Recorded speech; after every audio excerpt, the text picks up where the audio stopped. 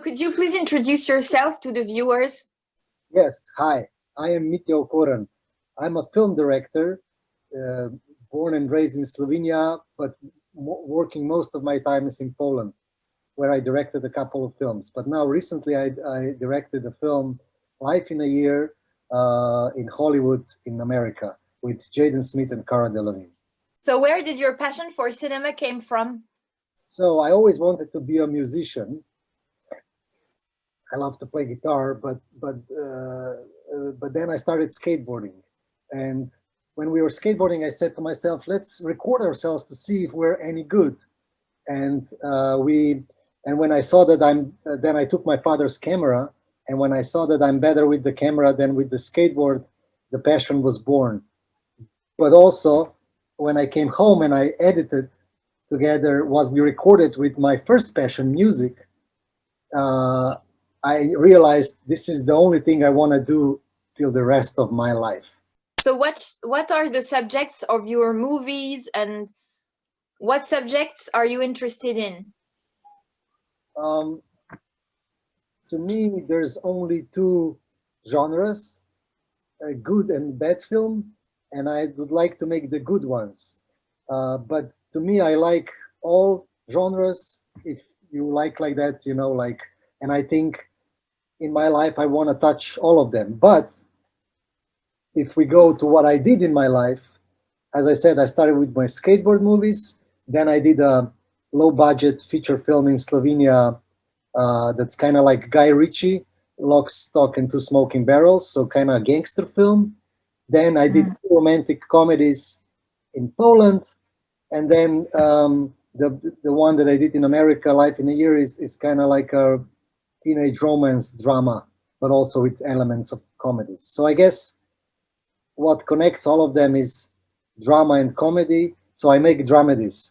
But to answer more specifically, I like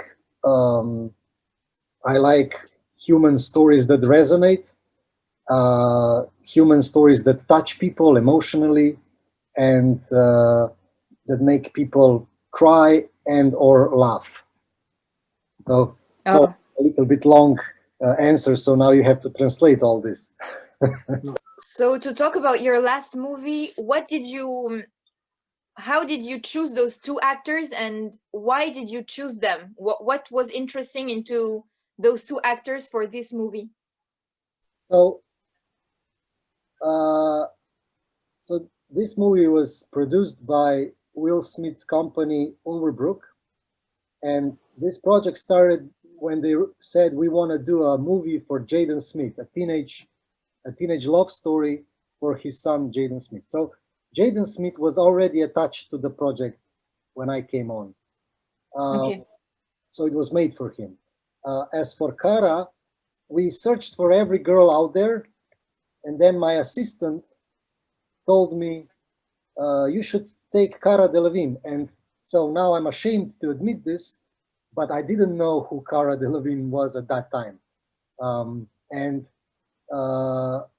So my assistant sent me some of her movies, but most importantly, he sent me some YouTube clips of her. And you have tons of YouTube clips on internet of Cara Delevingne, most funniest moments.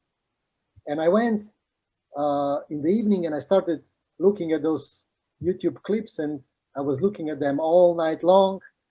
I went down the YouTube rabbit hole, and by the morning I fell in love with my Isabel, which is the name of the character in the film. And I decided there's no other person in this world that can play Isabel in film Life in a Year but Cara Delevingne. So she's the only person that can do that. And I liked those videos because she was very natural, funny, crazy. She played guitar, beatboxes, plays drums. She's funny. So I said, nobody used energy like that, so I want to use it in this film. So is it long to make a movie, and was it long to make all of this process? So when they decided to do this film, they asked all these writers to present their ideas, and the scriptwriters Will Matthews and Jeff Addis came up with this idea, and they said, okay, let's write this idea. So they took 2 years to write the first script, and then I came on board, and together with me, we were working for another 2 years on the script to incorporate my ideas and my changes. And then after, you know, those 2 years, I think it was half a year of pre-production, and then we were shooting for 3 months, and then editing for half a year. So I guess together that would be 5.5, 6 years to make a film. How did you learn to make movies? Did you learn at school? Did you learn by yourself? Did you learn with friends? Or meeting people? I did not go to film school. I just started making them, and I learned from my own mistakes. Obviously, I had some mentors in my life. I did, you know, I had some mentors in Slovenia with whom I did music videos, and I learned a lot on music videos, and I learned a lot by just making the first movie. I just decided I'm gonna make it, and then I didn't know what I was doing. But when I was editing, I slowly realized, oh, okay, next time I should do this, and next time I will do this. But also then, where I learned the most was when writing the scripts with other amazing writers and other actors and other directors. So, you know, and in Poland, I learned from doing this TV series. So I just, no school, but I was persistent. I used internet a lot. I went to a lot of seminars. I had mentors, and yeah, meeting people always. So-called try and error, you know, like you try, you fail, you try again, you fail, you try again, and then somehow down the road you start making it correctly. So as you're writing stories, is the story at the end the way you thought it was going to be, or did it change with people and the whole process? Is it like the way you imagined it at the beginning? Well, first of all, as a director, for me, the most important thing is the script. So script is 60% of my job. So if the script is good, the rest is really not that hard, because 60% is script, then 20% is you hire people that are smarter and better and more talented than you are, and 20% is just guiding those people through the process. If they get lost, you put them back on track, and so on and on. So that's why for me the most important is the script, and if the script is good, the project doesn't change so much. You know, of course it changes with actors, it changes with music, changes with editing and all that, but the story is more or less always the same as the one you wrote. But if the script is bad, then yes, then the project will probably change many times. First on the set, because you don't know what you're doing, then in the editing room, because you're trying to save the project, and it will always be different trying to save something that doesn't work. So script is the most important thing in my job. So do you have any advice to people who want to make this work, or who want to realize their dream? Yeah, well, it's so the advice is pretty cliche. I know you have that word. You have to work hard. The most important thing in life is to find your passion. What do you want to do for the rest of your life? And when you find that, 50% of your problem is gone. So you will have a beautiful life when you find that.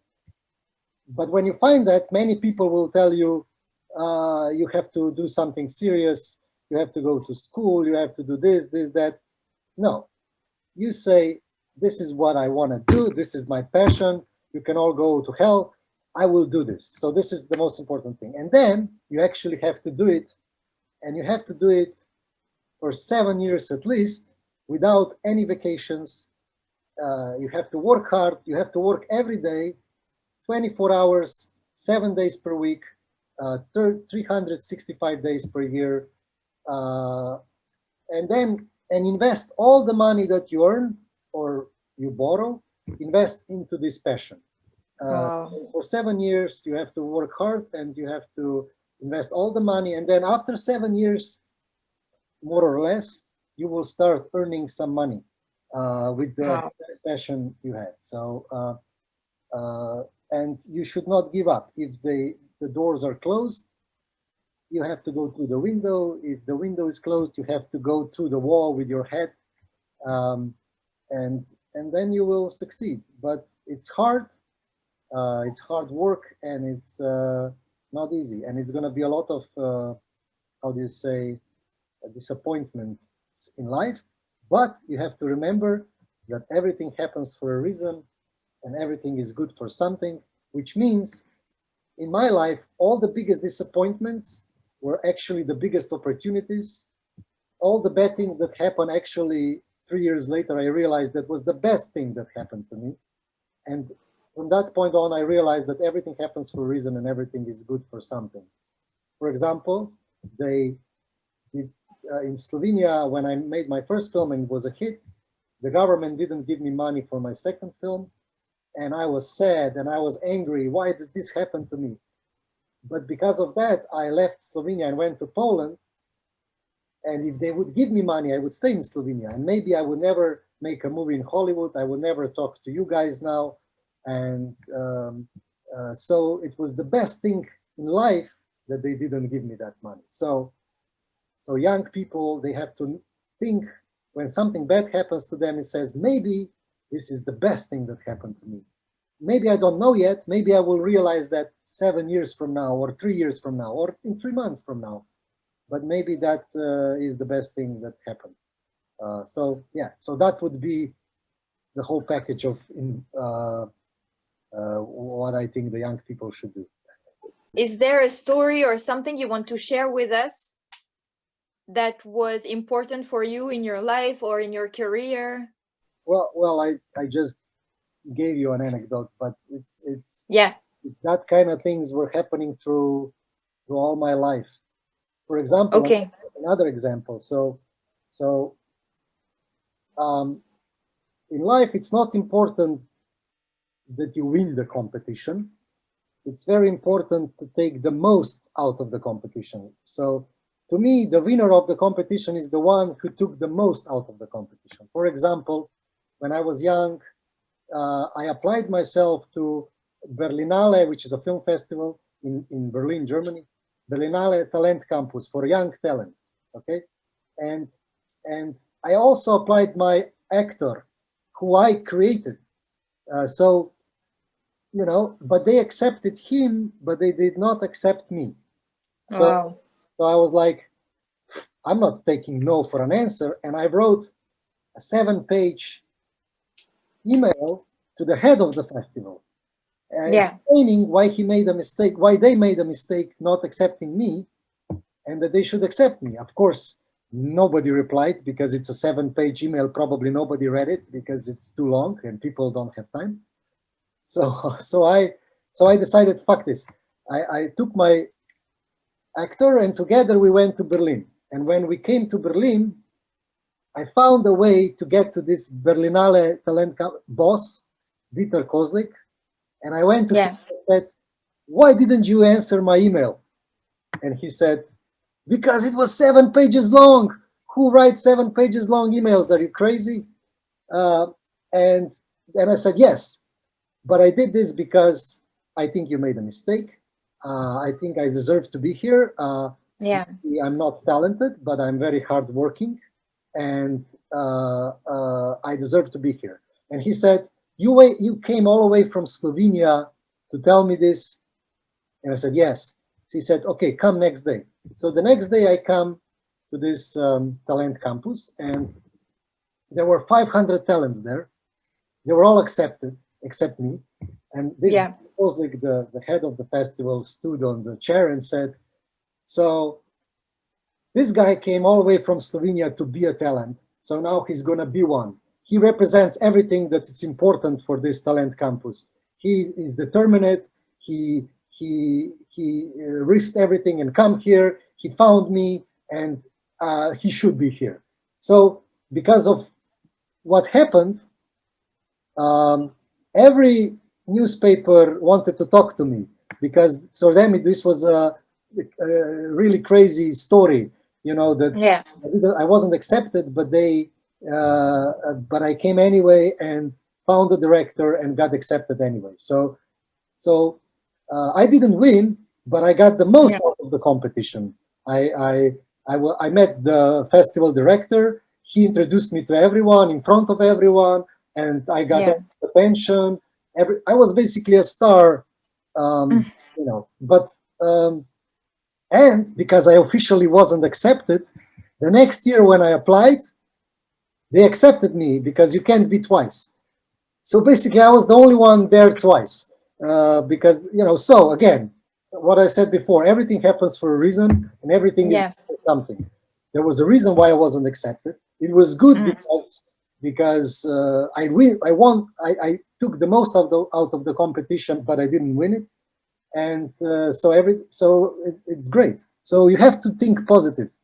Are you working on a movie now, or on a project that you would like to talk to us about?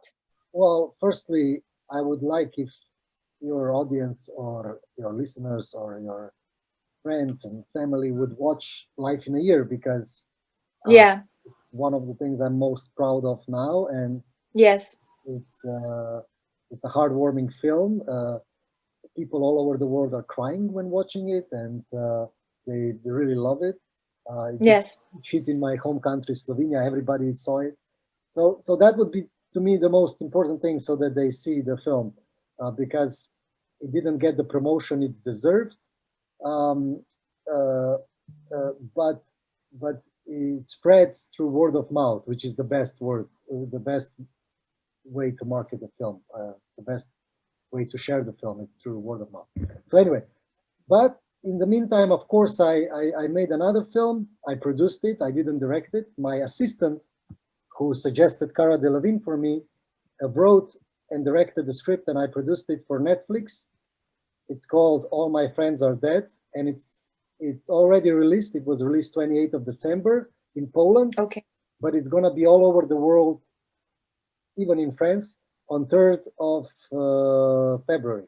So on 3rd of February, you should all check All My Friends Are Dead on Netflix. It's totally different than all my other films. It's very similar to my first film, which is like a black comedy.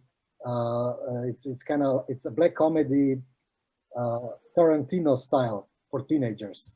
It's a New Year's Eve party that goes wrong, and everybody. So, but it's really funny and incorrect. So to talk about A Life in a Year, was it a subject hard to treat for you? To talk about illness or death? You know, it's not, because thankfully it didn't happen to me. In my family, nobody yet died of cancer, and hopefully nobody will. So I can't even imagine how horrible it has to be to have that kind of disease. You have cancer, like Isabel has in the movie. So, you know, I could lie and pretend, yes, it was very hard because it's a hard subject. No, it's really fun to make a movie about any subject, you know. But the subject itself is sad. So hopefully I will never touch that subject personally. And I can't even imagine what you have to go through if you have that. So I'm fortunate that I'm only making movies about that, not being personally, how do you say, you know, affected by that. So because you know, making movies is fun. Even if you're making it about the saddest thing in the world, it's still fun because it's entertainment. It's you know, but you always hope that you're not going to disappoint people that went through something like this.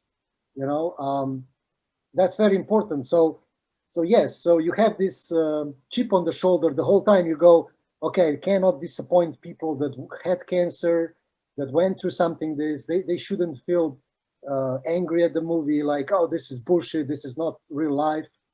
And but but thankfully it didn't happen.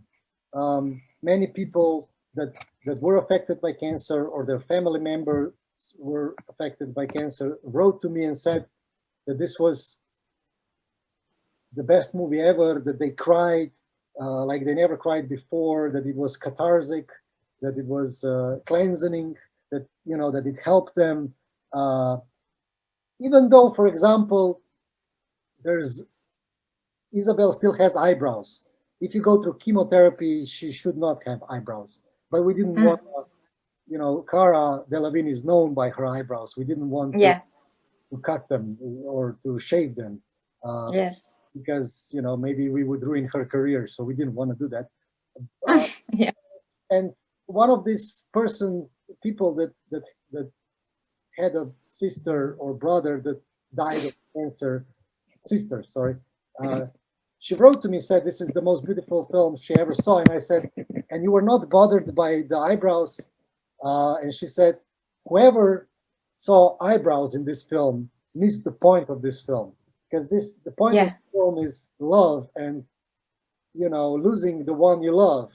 Who cares about the eyebrows? And that was the best thing that someone could write to me when watching this film. So, you know, because that's the point. We wanted to make a movie about love, a hard love, about losing the one you love, and, you know, how that can bring hope. You know, how it can make people that lost someone feel better, not worse. Do you think that it's easier to make movies and to be creative in the US or in Slovenia, or is it just different? Well, in Slovenia is such a small country. There's only 2 million people, so every movie is made by government money, which means that we make 2-3 movies per year. So it's almost impossible to make money off movies, to even make movies. And the movies that are being made by the same directors that make boring movies of people, you know, looking through the window for half an hour or whatever. So that's in Slovenia. So if you wanna,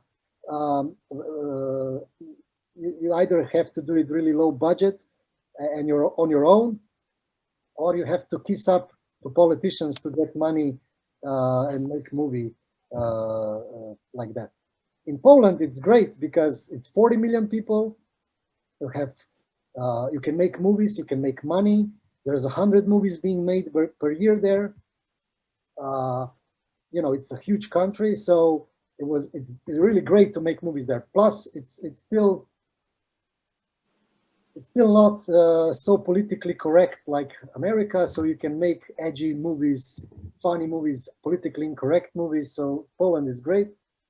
And Hollywood is great also because you get to work with amazing people that are even more smarter than me.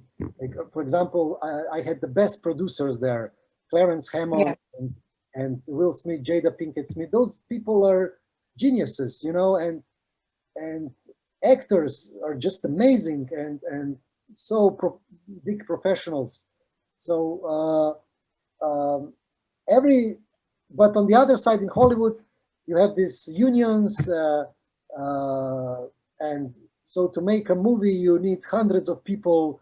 Some people, and 50% of those people you don't need. You know, in Poland, what 5 people do in America, 1 person would do in Poland, and in Slovenia, I would have to do it myself.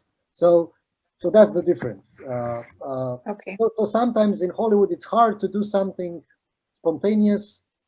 It's hard to improvise sometimes. Just for example, I said, let's take Jaden and Cara and camera in the car and let's just go on a road trip and just do improvisation, spontaneous, whatever we record, and they were looking at me and said, "Are you stupid? You can't do that. Yeah. We need all these hundreds of trucks and buses and millions of people and security and everything." And Yeah. so it's hard to be spontaneous there. In Poland, you can do that. Okay. So that's the. But what is really important is, at the end of the day, it doesn't matter. The most important thing is the script. And then if you have a good script, it's the same everywhere. And then you just have to find nice people that are smarter than you to work with to make that script, as I said. And you can always find good people everywhere. Did you talk to Will Smith and meet him? And if so, what are his qualities? Well, yes. So the first time I met him, Will Smith, was on the script reading. It's where we all get together with the actors. Yes. We read the whole script, everyone. So, at that time, I did meet before that Jaden, but nobody else. So it was on that day that not only did I meet Will Smith, but I met Cara Delevingne, Cuba Gooding Jr., all these people that won Oscars, the biggest stars in the world, and I had to pretend that it's a normal Tuesday for me, but it wasn't a normal Tuesday for me. I was like, oh, fuck, I'm in the same room with all these people. Will Smith is sitting 3 chairs from me, listening to what I have to say. My voice trembled. I had, stage fright or whatever. So it was stressful, but at the same time, one of the best moments of my life. So anyway, so we read the script, and by the end, everybody was pretending not to cry, that they're not crying, except Will Smith. He just started crying. He didn't care. Oh, okay. So I was like, oh shit, he loves it. So I said, oh, we're gonna be great. And then after the script reading, we had a meeting with him, and he had some comments. So yes, so this was a problem because I'm very passionate about the movies I'm making. So it doesn't matter if you're Will Smith. I forget that you're Will Smith, and I will fight for the project I believe in. So I started debating with him about his ideas. I said, okay, we tried those ideas. Some they didn't work, but because I'm passionate, I'm very loud and very strong in my opinions, but I also have this accent. So I think for Will Smith, it looked like there's a German or Russian general screaming at him. So he wasn't very happy, and that's the other producer came to me after and said, Will Smith thinks you didn't hear him. But then I made a summary of the meeting where I showed that I did hear him, that we will try some things he wanted, but also I think Will Smith realized that it's better to have someone that fights for the project than someone that just does whatever he wants. So so that's the moment where I almost lost the job, but thanks God I didn't, and it was a great working with them. Even with because they're very emotional people. Okay. Cry. I like to cry. I like to make emotional things. They like to make emotional things. So we understood each other, and he was on the set many times. He only spoke with Jaden, and I was always listening. And what he spoke to Jaden was always great things. I couldn't have said it better myself. Okay. So he really helped, and he helped directing Jaden basically along. So of course sometimes I disagreed, and then we had some fights, but it was it was the best experience of my life. So do you think that even at that level, so there are emotional and sensitive people who can show their emotions? Yeah, of course. You can't succeed if you don't have that. So on the highest level, there's the most professional people, the most hardworking people, very emotional, they understand people, they understand how people feel, how they understand how to make people feel like they want them to feel. You know, they Yeah. make people cry, smile. Also, he comes from comedy. People that know how to do comedy are very emotional people. Okay. You need emotional intelligence to be funny. So yeah, they're very funny people. Also, they are from the street. You know, Will Yes. Smith wasn't born into a wealthy, rich family. He came from the streets, from a poor family. He had to earn his way up. He had to fight to get his way up. He comes from Philly, from I think very poor neighborhood. So let's call it a ghetto. He comes from the ghetto. So you know, if you make it from there and you make it in Hollywood, you know, you're a tough person. You are a smart person. You are a very loyal person, and they are all that. They are very loyal. They are very family orientated. The whole family works together. They're amazing. You know, it's a dream to work with people like that. So is there an actor you would like to work with, or? I never think like that. I always want to work with an actor that is perfect, perfect for the role. You know, perfect for the role of the character that is in the script. So I never have this. I want to work with this actor. You know, Okay. they can all be great, and they can all be bad. They can all be great with a great script, and they can all be bad with a bad script. So, you know. Okay. Most Okay. important- Thank you. The most important, as I said, is always the script. It should be a good story. It should make sense. Then everything else is much easier. And then picking the actors is sometimes very logical. You're like, oh, it's so obvious that this person should do it, you know. Okay. But it's also obvious that sometimes they say, no, we don't want to do it.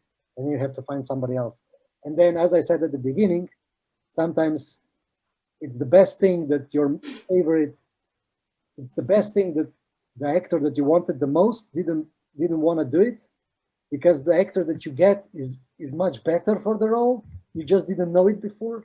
So again, you know, everything happens for a reason, and everything is good for something. So do you have a last word? Something you would like to say to finish? Well, no, not just Life in a Year is out in France. I think on Yes. Sony Pictures VOD, something like that. I have no idea, but people can definitely watch it in France, and they should watch it, and then come to my Instagram, Twitter, Facebook, and tell me what they think. You know, I always like to speak with my fans and with people that watch the film, even the ones that didn't like it. I like to debate them as well, and I want to understand why they didn't like it. But I think they all like it because it's a heartwarming, tearjerker, very honest, and not pretentious, and that's, I think, important. Funny because, you know, I have a very nice story with France. I lost my virginity in France with a French girl, and because of that, I studied French for 4 or 5 years. But because it was after school and there was no grades, you know, I didn't learn much. Even though I went to these courses for 4 years, I didn't. I would, if I would be in France and I would make a movie in France, I would learn quickly again. But yeah, I was listening to you and I'm like, shit, I forgot everything. But I had a script once, which was a movie about two couples. One couple it's in trouble and they decide to try swinging, and this other couple come and they have this weird evening. And I said this would be perfect for France. I don't know why. France is very sexual, sexy, very you know, you're not afraid of that kind of things country, you know. And and I wanted to and hopefully one day I'm going to do a French movie. That would be kind of awesome. I like doing them in different languages. You know, I did it one in Slovenia. I went to Poland. I didn't know a word of Polish, and I did the 3 Polish projects, 4 now. And then I went to America. Okay, I did know English, but it was easier. So I would love to go to France and do a French movie one day. that would be great. So just a funny story. Yeah. Mitja, Merci. meilleurs vœux, bonne année. Hein. Happy New Year. We wish you only good projects. Thank you, and thank you for taking the time and speaking with me. Merci beaucoup. Thank you, Mitja. Thank you. Bye. Bye.